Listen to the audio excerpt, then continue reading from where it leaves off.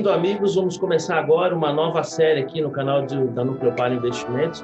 Vamos falar sobre painéis setoriais. Eu estava falando aqui para os meus convidados, antes de começar, que eu estou super me achando, porque olha só, quanta gente boa reunida para falar comigo.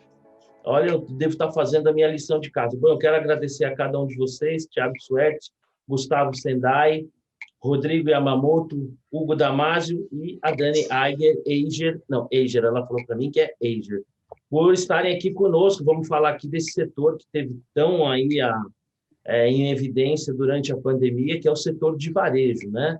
Eu havia combinado aqui com vocês que ao longo desse nosso encontro, desse nosso bate-papo, que eu tenho certeza que vai passar assim no instalar de dedo, dividir tentar organizar esse nosso bate-papo, a gente falar um pouquinho aí, cada um colocar um pouco das suas impressões sobre como era o setor, né, antes da pandemia, quais foram as transformações que foram ocorrendo ao longo da pandemia, para que posteriormente a gente possa falar o que esperar desse setor aí, uma vez a pandemia superada, né, vamos torcer aí que esses números dos últimos dias aí sejam só a ponte caiu é mentira, para que continue caindo bastante, e aí finalmente a gente falar sobre algumas empresas do setor que devam ter a nossa atenção. Então, como eu sou um cavalheiro, né, e a minha barba branca não me permite ser diferente, eu vou passar aqui a palavra para a Dani. Dani, obrigado por você estar aqui com a gente, né? A Dani, assim como o Thiago, o Gustavo e o Hugo são da XP, e nós temos aqui o nosso convidado mais especial, o Rodrigo Yamamoto, da Levante, uma renomada casa de análise. Dani, por gentileza, eu queria que você fizesse assim, esse raio-x dessa sua impressão de como era o setor antes da pandemia e o que rolou aí ao longo desses últimos meses tenebrosos. Não, de fato, assim, eu até brinco que o varejo, na verdade, ele é um setor muito, muito maior e até ele acaba tendo interpretações bem diferentes entre os subsegmentos, né? Então, por exemplo, a gente olha e-commerce, a gente olha a parte do varejo mais tradicional, que a gente chama, que é o vestuário, as joias, a gente olha supermercado, e olha a farmácia. Então, assim, não dá para você colocar que tudo aconteceu da mesma forma com todos. Tanto que você vê que o e-commerce foi um setor que foi extremamente beneficiado, né, com a pandemia, enquanto o varejo mais tradicional, ele acabou sofrendo mais, né? Então, mas, de qualquer forma, existem grandes, entre aspas, lições ou tendências que são comuns e algumas mais específicas. Então, a comum, e eu acho que aí é geral, entre os 4 que eu comentei, é a questão que a gente fala de digitalização, e até o Marcelo estava comentando que ele aprendeu essa palavra recentemente, a omnicanalidade, né, ou a multicanalidade. Não é só o digital, agora as empresas elas precisam estar em todos os lugares, na verdade, né, e aí esses lugares eles têm que estar conectados. Então, a multicanalidade nada mais é do que isso, é você atender o teu consumidor onde ele quer estar, e aí, eventualmente, ele pode querer começar estando num canal físico, então ele está na loja, o produto não tem lá, ele fala, então entrega na minha casa, então ele acaba numa via digital. Ou o inverso também pode acontecer, eu estou online, escolhi aqui, eu vou retirar na loja, porque tem uma loja aqui perto da minha casa, já passo, pego e fico com isso rapidinho. Então, a multicanalidade, na nossa interpretação, uma tendência que veio para ficar, a gente como consumidor, infelizmente, a pandemia durou muito tempo, então a gente criou realmente hábitos e foi forçado a experimentar esses canais, né? Então, canal digital, você vê várias pessoas que tinham ceticismo, eu mesma, eu não era uma pessoa muito digitalizada, eu fui, entre aspas, forçada a provar, e aí, ao mesmo tempo, as companhias, elas têm investido muito em melhorar essa experiência. Então, se você comprar alguma coisa online, né? Uma roupa online, no começo da pandemia, você não conseguia trocar na loja, você demorava pra caramba para receber. Hoje você recebe relativamente rápido, se ficar pequeno, se não gostou, você pode ir numa loja, trocar totalmente sem fricção. Então, a experiência, de um modo geral, também melhorou muito e vai continuar melhorando, né? Porque o discurso de todas as companhias tem sido investir nesse sentido. Então, eu diria que essa é a grande tendência, na minha opinião, que veio para ficar com a pandemia.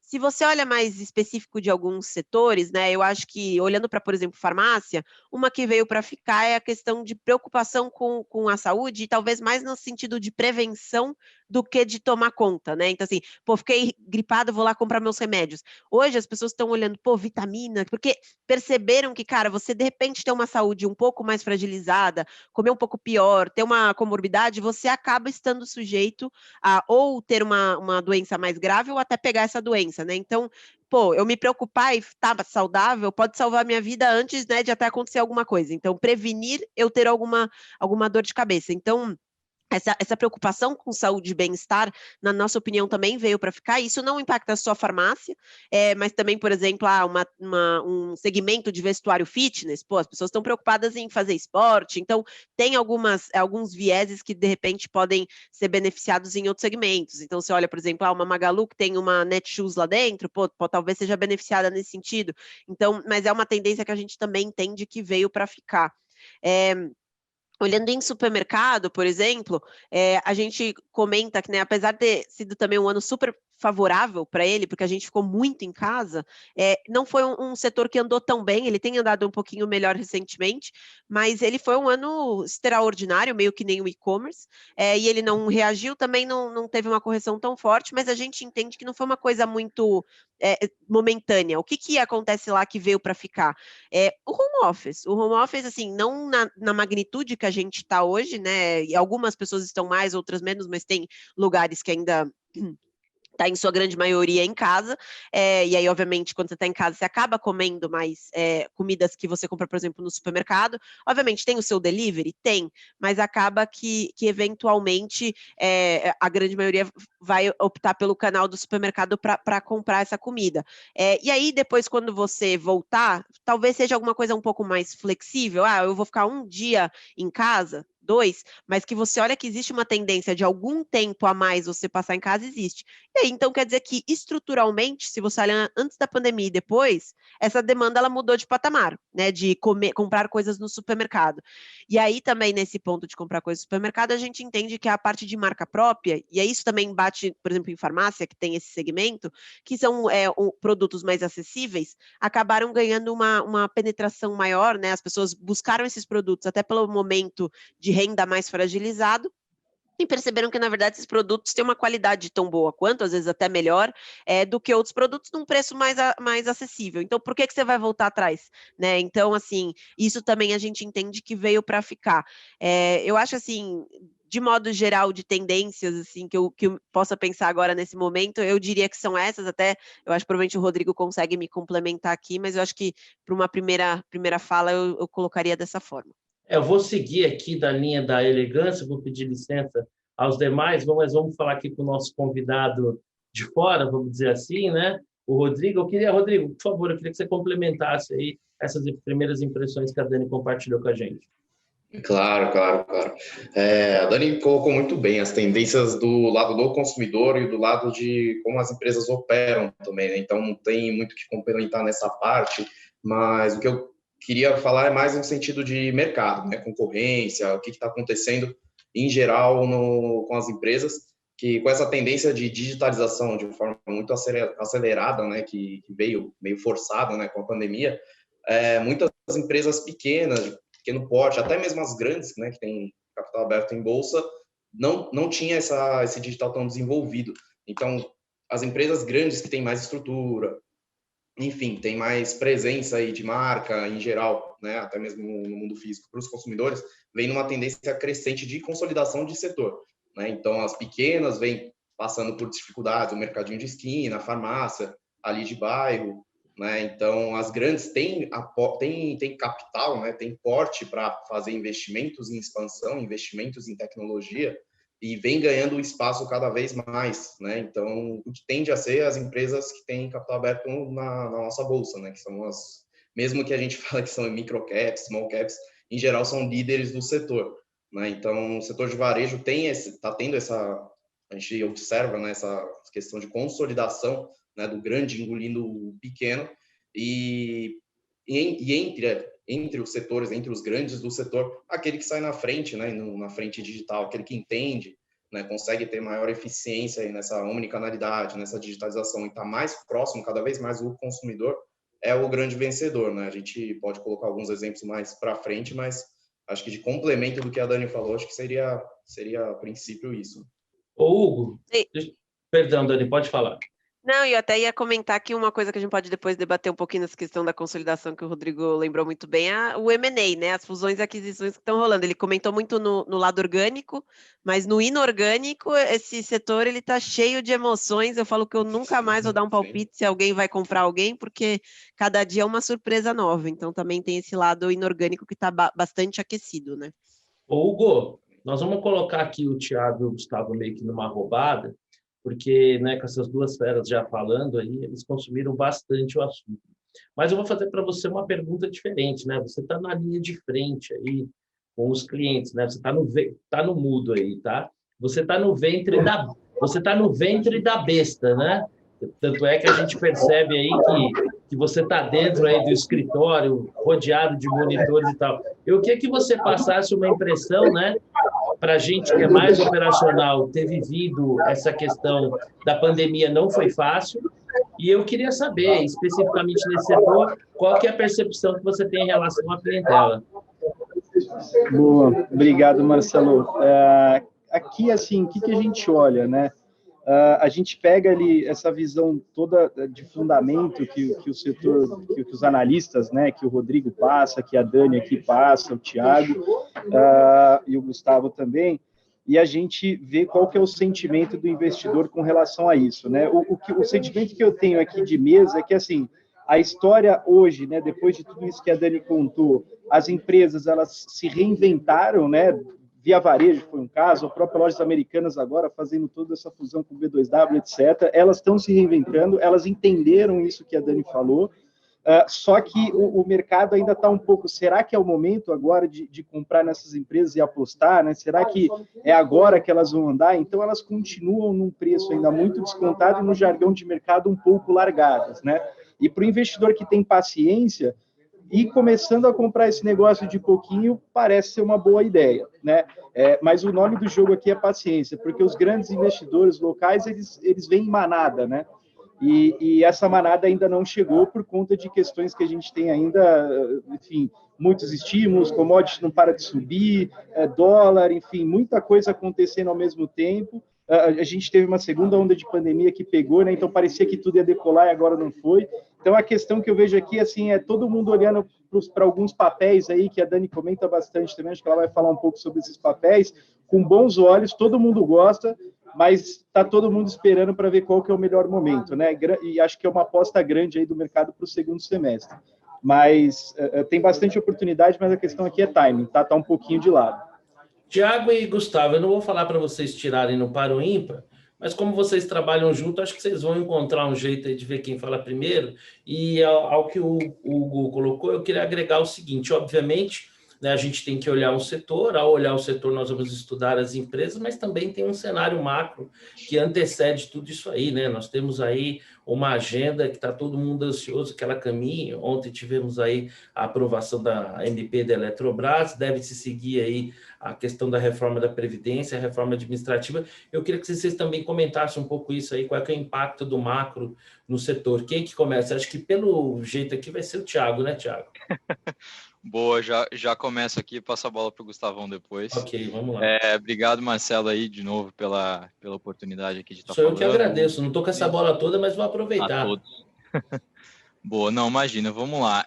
Aqui, até colocando dentro de um contexto aqui do time também, né? A Dani acaba olhando o setor de varejo como um todo, e aí eu e o Gustavo, a gente se divide aqui entre as coberturas para poder dar um suporte para ela um pouco mais específico dentro das frentes, né? Então eu acabo olhando mais consumo discricionário, que é basicamente vestuário e joias, né? Com a Vivara aí, e também supermercados, e aí o Gustavo cobre toda a parte de e-commerce e farmácias, né? Aí, assim, tentando jogar um pouco aqui pro lado que eu olho um pouco mais, acho que a parte macro é uma parte super importante, né? Com certeza, e quando a gente, inclusive, assim, um ponto engraçado, mas quando a gente entrou aqui na XP e a gente foi revisar toda a cobertura, né, que a casa já tinha, mas com todas as nossas opiniões e todos os nossos números, pegando o gancho aqui que a Dani começou o discurso dela, foi no ponto de omnicanalidade e digitalização, né, que a gente começou a mapear todas as coisas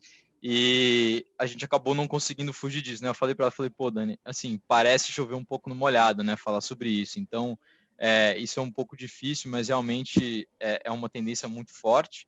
E aí, quando a gente olha para macro, até uma coisa que a gente colocou no vestuário, né, a gente vê muito uma compra por impulso, né? Então, é aquela coisa, quando você tem uma família, né, ou uma pessoa que está ali com uma renda que ela não sabe direito o que vai acontecer, né, tem um risco um pouco maior, e esse budget, né, esse orçamento familiar está um pouco mais restrito, digamos assim, né, a gente vê isso sendo tirado, né, logo em seguida, né? Então, a gente viu, por exemplo, o vestuário sendo uma categoria muito despriorizada no ano de 2020, né? Justamente por esse fator aí, primeiro, de todo mundo travado em casa, sem ter motivo, entre aspas, para sair, e justamente para poder renovar o seu guarda-roupa, né? Então, foi um pouco do nosso discurso aqui no nosso relatório de retomada tanto da economia e uma renovação do seu próprio guarda-roupa, né? Então, a gente vê isso como um ponto central aqui na tese. A gente, quando a gente fez a nossa tese aqui de vestuário, por exemplo, era um dos nossos temas aqui para 2021, né? A retomada da economia e como que isso vai conversar ou não aqui com o vestuário, né? Então, pegando esse gancho todo, né? Uma coisa que a gente tem tentado olhar um pouco mais de perto aqui entre duas frentes, é um pouco do revenge buying, né? Que é aquela compra, não com raiva, né? Mas é uma compra que você faz para você, como entre aspas, um presente por você ter tido todo esse tempo de reclusão, né? Então, você vê algumas manchetes assim saindo, principalmente lá fora, né? Por exemplo, nos Estados Unidos, que você já tem uma vacinação que está um pouco mais ampla, né? E já está arrefecendo, né, a pandemia como um todo lá. Você vê casos, principalmente, por exemplo, de marcas de luxo, por exemplo, né, tanto de vestuário quanto de joias, tendo recorde de vendas em alguns dias específicos e tendo filas quilométricas na porta das suas lojas no dia que eles reabrem, né? Então, acho que isso também conversa um pouco com aqui, e a gente acha que vai ter um efeito disso, né? Com certeza é uma coisa que a gente entende que deve acontecer e muito difícil precisar qual que é a magnitude que isso vai ter e quanto tempo isso vai durar, mas a gente espera que tenha um pouco disso também, né? Então, no momento que o consumidor tem um pouco mais de confiança, né, nas coisas e na economia e na própria vacinação, né, a gente entende que isso deve acontecer. E um dos pontos também rapidinho para poder fechar aqui a minha abertura, ainda dentro do vestuário, mas um pouco de tendências de moda, né? Que é um ponto também que a gente trouxe no nosso relatório quando a gente escreveu aqui, que a gente identificou aqui, digamos assim, que em momentos de guerra, digamos assim, né, que são momentos muito difíceis para a sociedade como um todo, você vê aqui, principalmente na moda, uma tendência muito forte de cor e de personalidade, digamos assim, né? Então, no momento em que isso volta, a gente vê uma tendência de diferenciação e de compras fashion, digamos assim, né? Então, por isso que a gente, até talvez entrando aqui na próxima parte da nossa conversa, mas um pouco a gente vê, por exemplo, o Grupo Soma muito bem posicionado nesse sentido, né? Porque é uma empresa que é super fashion, né? Então, a gente entende que conversa bastante com esse pós-pandemia que a gente está aqui tentando entender como que vai ser. Eu acho já que é um estou pouco vendo, isso. eu já estou vendo que essa segunda e terceira parte do nosso papo vai ser imperdível, mas não antes da gente ouvir as primeiras ponderações aí do Gustavo. Gustavo, acho que vamos lá. Boa, obrigado, Marcelo, pelo convite. Imagina. Se puder falar um pouquinho do meu lado, né, um pouco mais das farmácias, né, até a gente teve um call um dia desses com um cliente, ele falou, né, se você tiver um pouco mais pessimista, talvez com o macro do Brasil, talvez essa farmácia não seja um setor até interessante de você olhar, né, porque se a gente for analisar historicamente, ela não tem muitas oscilações grandes, assim, em termos de, né, receita, ela cresce de uma maneira meio estável mesmo em momentos macroeconomicamente falando para o Brasil, né, um pouco mais desafiadores. Então, até é interessante você ter levantado esse ponto, porque farmácias, até pela característica do business, né, de ser produtos de necessidade, né, essencial, de remédios, enfim, tem essa característica um pouco mais resiliente, tá? Então, acho que é legal levantar esse ponto.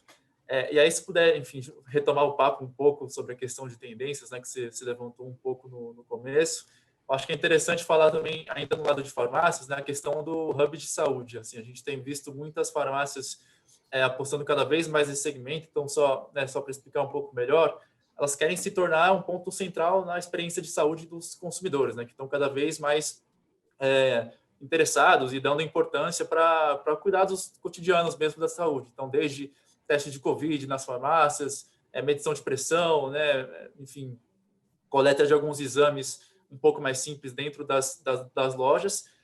E isso deve ser uma tendência interessante que a gente deve ver aqui para frente, até porque ela acaba aumentando a recorrência de compra assim, dos clientes. Então, por exemplo, posso ir na farmácia fazer um teste de Covid e aí aproveito e compro um desodorante, compro um shampoo que eu vejo que está faltando em casa, que inicialmente nem era meu foco, né, quando eu fui para a loja, mas eu aproveito e levo e isso acaba gerando mais receita, né, uma avenida de receita incremental e mais recorrência de compra, né? Então, acho que isso é um ponto que do lado das farmácias, pelo menos, pode ser interessante de olhar para os próximos anos. Muito boa, eu agradeço aí as primeiras ponderações de cada um de vocês, e nós vamos fazer agora que nem aqueles debates presidenciais, né? Primeira rodada, o apresentador vai lá, cada um faz a sua fala.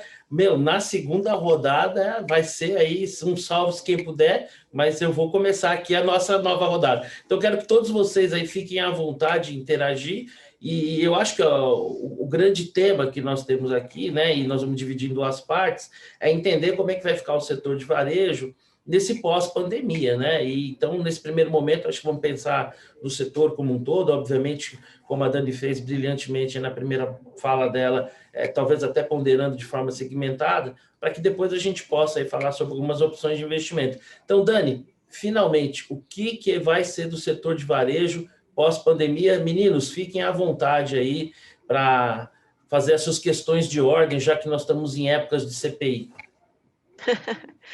Não, eu acho que assim, pensando agora nesse pós-pandemia, talvez o principal setor para se estar de olho, e até complementa muito o ponto do Thiago, é a parte mais de consumo discricionário. No final do dia foi quem sofreu, né? Também, então você pensa, ele não só tem uma base muito fácil, né? Que a gente fala fácil, na verdade, até uma base triste, por uma questão de ter queda de lucro, queda de receita, né? Uma realidade muito dura, por uma questão de um consumo prejudicado, como agora também as pessoas vão estar, né, com esse anseio de, eu até brinco que essa questão de demanda reprimida pela roupa, não necessariamente é porque você precisa, mas talvez até porque eu brinco que você mudou de tamanho, né? Durante a pandemia teve gente que engordou, teve gente que emagreceu, ou mesmo as tendências mudaram, agora a gente está vendo uma moda mais casual para se trabalhar, então talvez você não precise usar aquele terno, então tem que comprar mais roupa, enfim. E às vezes mesmo que é o ponto da compra por vingança, que é eu mereço. Assim, eu fiquei tanto tempo aqui trancada, eu mereço me dar uma roupa. Eu adorei esse termo. Compra por vingança. É uma das melhores explicações que eu já ouvi. Sensacional. Me perdoe te interromper. Não, imagina, e esse nem é meu mérito, tá? Isso é um termo usado até internacionalmente, que tem sido visto, que até o Thiago tinha comentado. Então, assim, a gente acha que esse é um setor que ele é o cara que é o cavalo para você ir nessa retomada, né? Então, são empresas que são de qualidade. Então, por exemplo, eu até brinco na Vivara, que ela até se manteve muito bem, a parte de joias. Eu acho que é porque, né, os casais estão nesse momento meio estressados, então os maridos estão dando joia para as esposas para o casamento ficar bem. Então, ainda foi resiliente mesmo nesse cenário. Mas, assim, de qualquer forma, eu acho que esse é um segmento que é o cara, né, da retomada. Como o Sendai falou para mim, farmácia é resiliente, então assim, ele acaba sendo um setor que ele não vai explodir, também não vai decrescer, e uma tendência favorável é a questão da vacinação, não só de Covid, né, que ainda não, algumas farmácias estão tendo, mas assim, da visão da farmácia como um lugar para se vacinar. Hoje, eu mesma tomei vacina de gripe na farmácia, querendo ou não, ano que vem, né, se tudo der certo, a gente vai estar totalmente normalizado, vai ter a vacina de Covid e provavelmente vai ter na farmácia.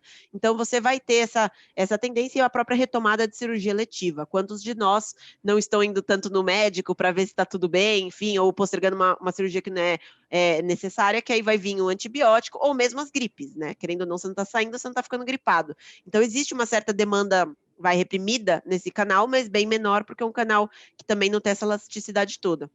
Supermercado, eu acho que tem uma tendência de arrefecimento, principalmente pensando na parte do varejo, e aí a gente olha com bons olhos o atacarejo, né, que é um segmento que tem uma exposição ao canal que a gente chama B2B, que são os bares, restaurantes transformadores, que foram muito prejudicados em 2020, então a retomada faz com que eles voltem a comprar, né, ou mesmo ambulantes, né, e aí ele compra nesse canal, no atacarejo, então por mais que o atacarejo possa ter uma perda um pouquinho do pessoa física que não vai mais consumir tanto em casa, ele tem essa retomada desse canal mais de informais, e também o fato de que a gente ainda, infelizmente, está numa realidade mais dura de renda. O atacarejo é uma ótima alternativa de custo-benefício, então a gente gosta de atacarejo, depois eu falo das empresas de modo geral. E aí o e-commerce, que é o último grande pacote, Esse cara, ele surfou uma onda muito positiva em 2020. A gente ainda vê espaço para o e-commerce crescer estruturalmente, mas a gente está vendo um cenário muito mais desafiador em termos de competência. Eu acho que travou o da Dani. Vocês estão me ouvindo? Sim, travou mesmo. Acho que deu uma travadinha dela. Então vamos fazer o seguinte: eu vou aproveitar aqui enquanto a Dani não volta. Ó, Dani, eu caí aqui. Voltou. Pode voltar, Dani. Desculpa. Onde que eu parei? Você estava falando do atacarejo. Então, bom, basicamente, vocês estão me vendo aqui. Sim, o atacarejo é o canal que eu mais, que eu acho que pode se beneficiar dessa retomada, por ter essa exposição aos bares, restaurantes transformadores, que foi quem foi muito prejudicado ao longo de 2020. Então, mesmo que ele tenha uma perda na pessoa física, esse canal compensa, e também porque ele é uma alternativa atrativa, pensando em custo-benefício, num momento que a renda ainda está bastante fragilizada do consumidor. E só um último ponto no e-commerce, a gente ainda vê um espaço para ele continuar crescendo para frente, até porque as companhias estão investindo muito na experiência e em melhorar o sortimento, enfim, esse seu alcance, mas a gente vê um cenário competitivo muito duro aí no curto prazo, que pode trazer uma volatilidade para as ações, pensando ao longo desse ano. Então, acho que do meu lado é isso. Desculpa aí que teve esses problemas técnicos. Não, mas isso faz parte, não tem problema. Eu vi que o Rodrigo concordou bastante com as suas colocações, porque o corpo fala, né? Enquanto você falava, ele estava ali concordando. E aí, Rodrigo, é nessa linha mais ou menos do que a Dani colocou? Aliás, a Dani falou uma coisa, e uma curiosidade que eu tenho, né? Quando a gente viaja para os Estados Unidos, quando a gente entra numa farmácia, parece que a gente entrou no supermercado, né? Bastante diferente do que aqui. Aqui é uma economia muito mais regulada, né? As farmácias têm uma certa limitação, ainda que ao longo do tempo a gente perceba. Eu lembro um grande investidor do mercado aí, que sempre fazia apostas nesse segmento, sempre apostando que um dia nós teríamos aí um nível de maior liberdade econômica e esse setor pudesse aproveitar mais disso. Mas, Rodrigo, eu queria que você fizesse aí uma complementação em relação ao que a Dani colocou e, obviamente, todos fiquem à vontade.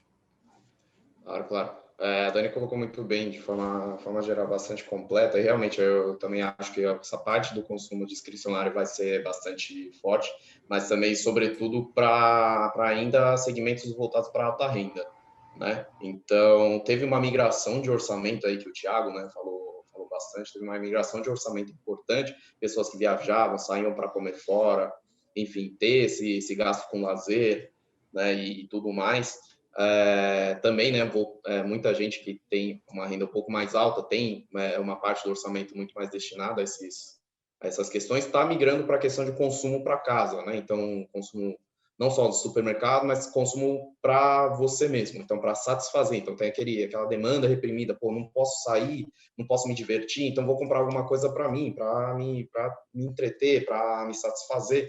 Então nessa parte, o consumo para alta renda, por exemplo, Vivara na parte de joias, Grupo Soma com a parte de vestuário, né? Vestuário voltado para um pouco mais de classe alta, está muito bem posicionado. Tem a questão só que tem a parte também de preocupação com a saúde, né? Falou-se muito de farmácias e tudo mais, só que também tem a questão da saúde física, mais no esporte, né? Na prática de esporte. Então, nessa retomada, quantas pessoas, né, já...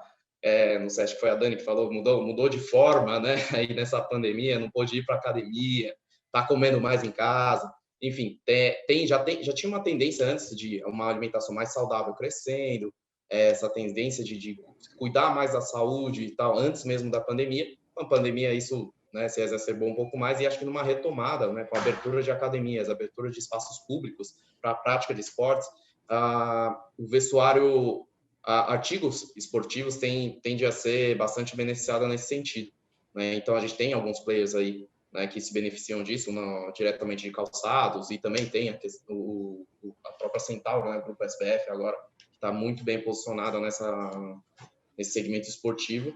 Então, acho que tende a voltar muito mais forte, pelo menos no curto prazo, para esses segmentos, né? E falando um pouco mais de supermercados, de atacarejo, eu concordo bastante com a Dani. A atacarejo realmente está num momento não só de consolidação, né? Então, eles estão expandindo muito, muito forte as empresas aí tanto o Carrefour quanto o Açaí, até o próprio Grupo Mateus também, que tem um braço de atacarejo muito forte.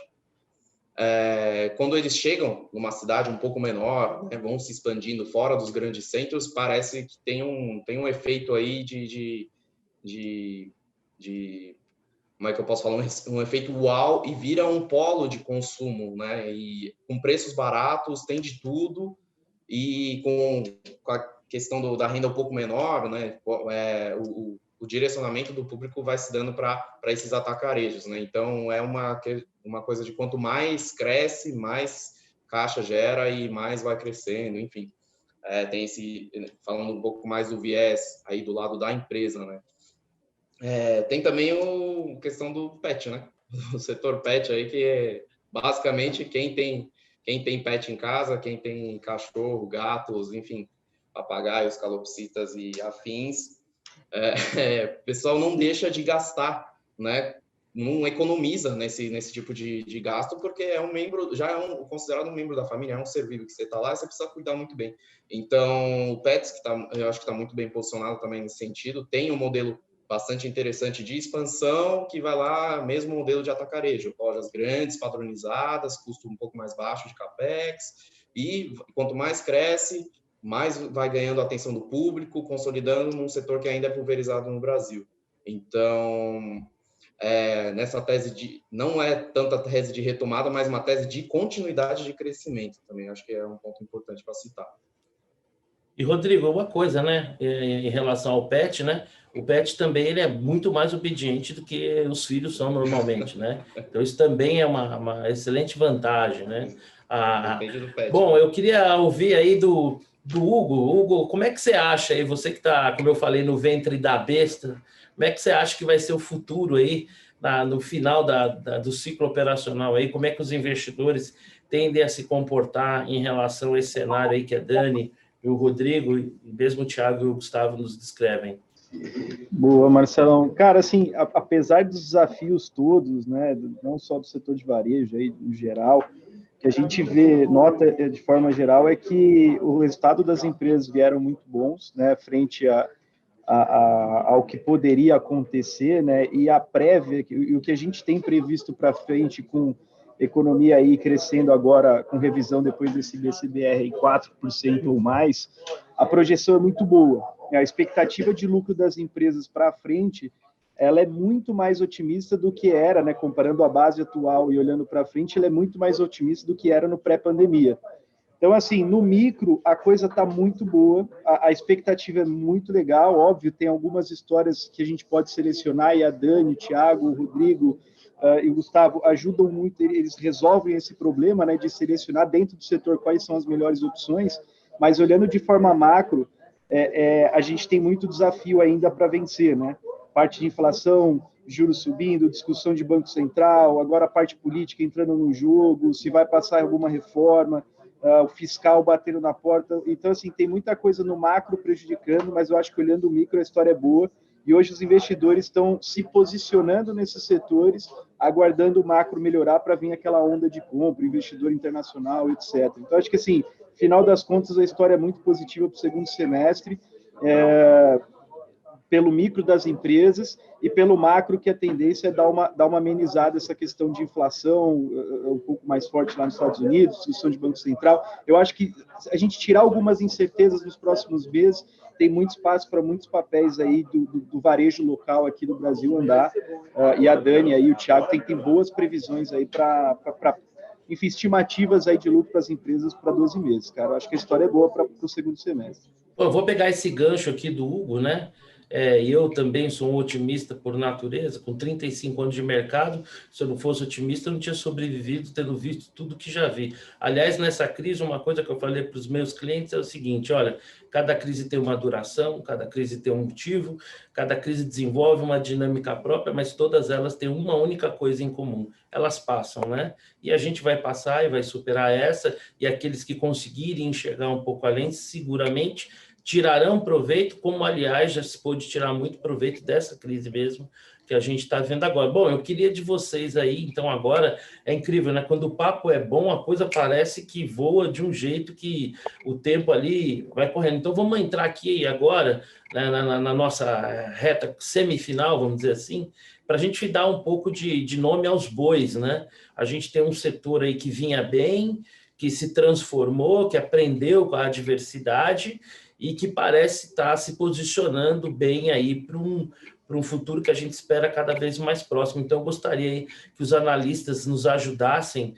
dando nome aos bois, né? Quais seriam aí as boas opções de investimento e, se possível, o motivo de cada uma delas. Vou fazer o seguinte, como da outra vez eu comecei com a Dani, eu queria uma palavrinha do Rodrigo agora. Claro. Vamos lá. Dando nome aos bois, seguindo nessa linha aí, né, de empresas, né, que acho que eu gosto mais nessa tese de retomada, eu vou indo lá um pouco mais lá do macro, né? Então, eu acho que a partir do segundo semestre, realmente, a perspectiva é boa, sim, mas tudo depende da vacinação, né? Todo mundo sabe aqui, ritmo de vacinação e tudo mais, e pode estar tendo alguns atrasos, enfim. Eu sou um pouco mais pé atrás nesse sentido de ritmo de retomada de atividades. Então, nesse curto prazo, digamos assim, até o fim do ano, pode ser que o setor de vestuários não venha com uma retomada tão forte assim, só que para o ano que vem, depois de realmente todo mundo estar na rua, né, a vida voltando à normalidade, talvez para 2022 seja uma tese bastante interessante. E falando em rentabilidade das empresas, pode ser que nesse setor venha com um crescimento de receita primeiro para depois vir na rentabilidade, né? Então, no setor de varejo, antes se pensava muito em como é que se expandia, quanto que expandia, tinha muito uma questão de quanto definir de expansão. Agora, com essa questão da unicanalidade, expandir virou uma vantagem, né? Então, as lojas se tornam hubs de entregas rápidas, né? Mini hubs, digamos assim, mini pontos de entrega, mini centros de distribuição. Você estar mais próximo do consumidor é uma vantagem nesse mundo digital, tudo interconectado. Então, as empresas que têm uma capacidade mais de expandir em localizações muito mais assertivas, eu acho que tem uma vantagem nesse sentido. E como eu já falei, né, o Pets é um dos meus favoritos aqui, né, do setor de varejo, né, sendo um pouco mais restrito.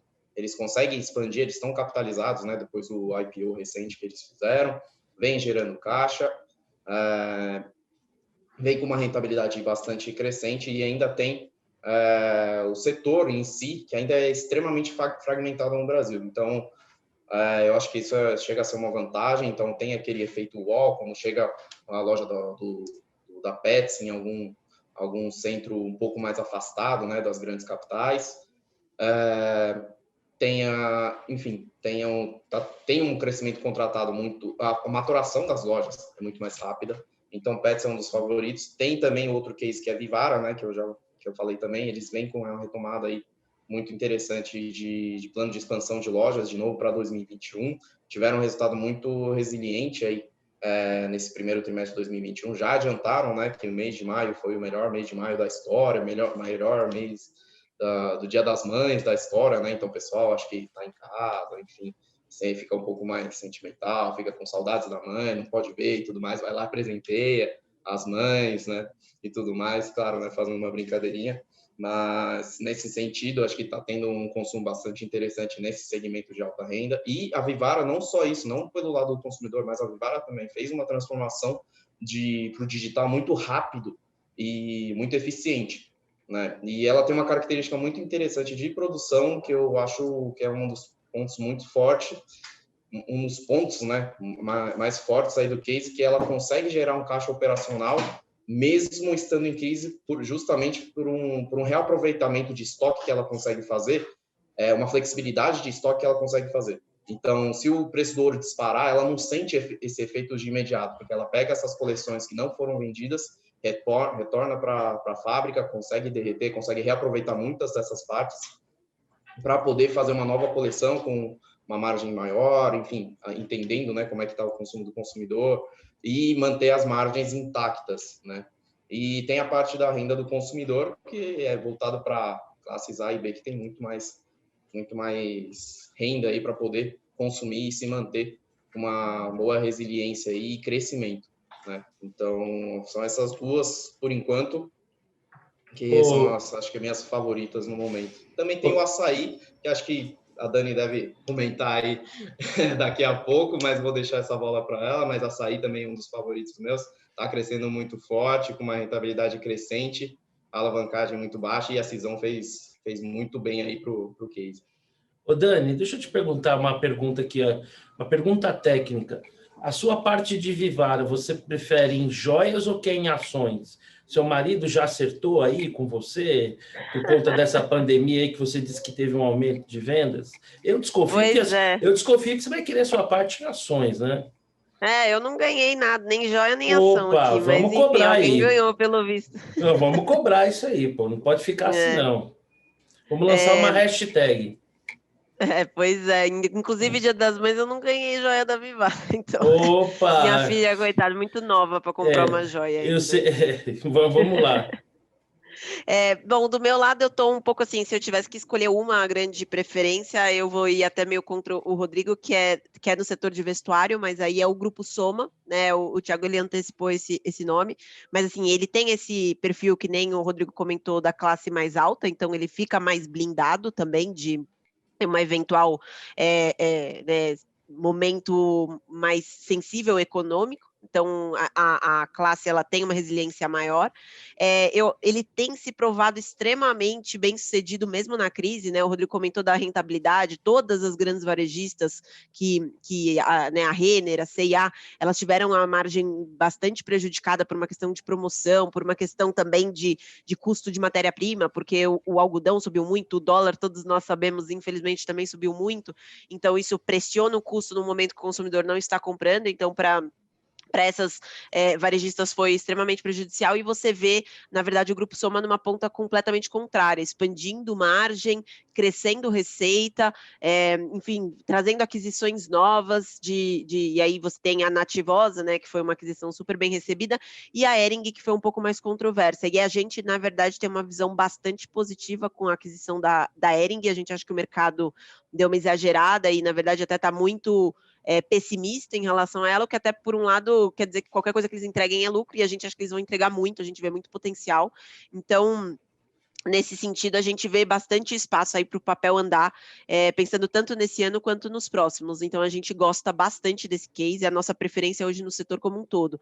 A gente também gosta de Vivara, como o Rodrigo, e aí eu colocaria como uma segunda aqui preferência o Açaí, o Rodrigo acertou, é a minha segunda preferência aqui. Eu acho que até o legal dela, não tanto nesse call de retomada, mas talvez o Hugo comentou do ponto da inflação, é um setor que é um hedge, né, uma proteção de inflação, porque é um setor que ele passa a inflação para o preço direto, porque no final do dia você está comprando tomates, está comprando verduras, enfim, são produtos comoditizados que eles simplesmente repassam para o consumidor, e infelizmente quem arca com esse aumento somos nós, então eles acabam sendo protegidos, né? Então até você vê que ano passado, como teve uma inflação alimentar muito alta, as receitas deles também subiram bastante, do supermercado de um modo geral. Então, a gente vê como um setor interessante para ter essa diversificação também, pensando no movimento de inflação, apesar de que existem outros setores, e aí o Hugo pode falar de um tom mais macro, né, que aí sai do escopo do varejo, como alternativas também. E aí a gente tem um papel, né, na verdade são dois que vão virar um só, que aí eu diria que é uma pimentinha, né? Como eu comentei, o e-commerce ele é um setor que ele está bastante volátil, ele tem bastante ruído, mas a gente tem uma visão positiva com Lame B2W, né? A futura Amer 3, por uma questão de assimetria de valuation. A gente acha que, assim como foi a cisão do Grupo Pão de Açúcar e do Açaí, existe um potencial aí com a fusão de destravamento de valor. A gente entende que é um pouco atrelado a esse evento, né? Então, também ele tem um risco. Então, é importante destacar aqui que tem essa volatilidade esperada para o setor, mas que a gente entende que hoje o valuation ele está um pouco assimétrico, pensando versus o resto do setor. Então, eu destacaria esses três aqui. E aí, Thiago, Gustavo, o que vocês complementam para a gente aí? Não sei se você tem alguma ponderação adicional. Pô, eu acho que tanto o Rodrigo quanto a Dani cobriram muito bem aqui, né? Se eu puder só adicionar aqui um ponto que joga positivo no case de Grupo Soma aqui para a gente, né? É que a gente vê eles com uma estratégia muito, muito acertada de coleções, né, que foi um pouco o que eu comentei aqui na minha primeira explanação. Então, até a gente fez uma live recentemente, né, a Dani que tocou essa live com o Roberto, e aí ele comentou muito sobre assim, o principal ofensor, né, de vendas, por exemplo, do vestuário, né, como um todo, que é o ponto de você eventualmente não ter estoque de alguma coisa do que o cliente quer, né, na hora que ele chega na loja, e aí um pouco de assertividade também nas coleções e nos timings, né, de você colocar essa coleção no momento certo na rua, né. Então, assim, eles, por exemplo, eles fazem ali todo a primeira leva das coleções novas, eles jogam isso para as multimarcas, né, para o canal do atacado, digamos assim, e aí eles dão uma testada nessas coleções, né, então acho que isso joga muito bem com eles, e aí também você tem esse ponto de no fim das coleções, eles fazem meio que um desfile de marca a marca, para poder ver ali, de certa forma, até um pouco de estratégia comercial para ver quem são os principais, por exemplo, vendedores que estão ali acertando as coleções e as tendências, né? Então, a gente vê isso como muito positivo. De novo, está nesse revenge buying que a gente falou. A Dani comentou aí que está blindado, né, de certa forma, por estar aí numa classe social que é um pouco mais alta. Então, acho que conversa muito bem com esse tempo todo que a gente está. Mas é isso, só tentando ser breve aqui. Bom, eu quero... Por favor, Gustavo, é isso que eu ia falar. Desculpa te interromper, Marcelo. De forma alguma. Rapidamente também, se puder retomar um pouco do setor de farmácias, né, que eu levantei no começo, o que a gente mais gosta aqui a Pague Menos, tá? Que até fez IPO recentemente. A gente vê ela bem posicionada, assim, acho que vem no processo de reestruturação interna, né, mas eles têm conseguido entregar melhorias operacionais, né, é um plano de crescimento bastante robusto, e acho que até um fator interessante, que essa semana foi bem quente aí no setor, né, a aquisição da Extra Farma. Eles confirmaram, acho que foi na segunda ou na terça, e assim, entregaram basicamente um plano de crescimento que eles tinham para 3 anos, eles, né, com essa aquisição, eles aceleraram esse plano. Então, assim, a gente vê ela bem posicionada, principalmente na região norte, nordeste, como a líder ali das regiões, e acho que é um papel bem interessante, né, retomando aquilo que eu falei, para um setor que é resiliente, mais estável, a gente vê ela como uma boa oportunidade aí de crescimento nesse contexto pós-pandêmico, digamos assim. Olha, meus amigos, eu vou dizer uma coisa para vocês. Eu acho que eu quebrei o meu recorde mundial de conteúdo por minutos. Porque, olha, realmente eu estou muito agradecido a cada um de vocês, Thiago, Gustavo, Dani, Rodrigo, e especialmente ao Hugo, que me ajudou. Ele foi o técnico da seleção, né? Fez essa convocação dessa seleção, então eu queria agradecer de coração a cada um de vocês. Acho que o tempo voou, né? A gente completando aqui quase 1 hora de bate-papo, um bate-papo com muito conteúdo, muito objetivo. Eu poucas vezes estive rodeado de tanta gente tão capacitada. Eu espero que seja a primeira de outras tantas oportunidades. Mais uma vez, Hugo, muito, muito obrigado mesmo por ter proporcionado aí a Nucleopar Investimentos reunir esse time em meu nome, em nome da nossa equipe, em nome de todos aqueles que virão ter acesso a esse painel que nós organizamos aqui. Eu quero agradecer a cada um de vocês. Um beijão especial para a Sara, né, Dani? Que ao final de tudo são os nossos filhos que são a nossa maior força motriz. Para quem não experimentou essa viagem, no tempo certo, eu sugiro, vale a pena. Bom, é isso aí, meus amigos. Eu agradeço a cada um de vocês e até a próxima. Muito obrigada. Até a próxima, pessoal. Obrigado, pessoal. Muito obrigado, pessoal. Tchau.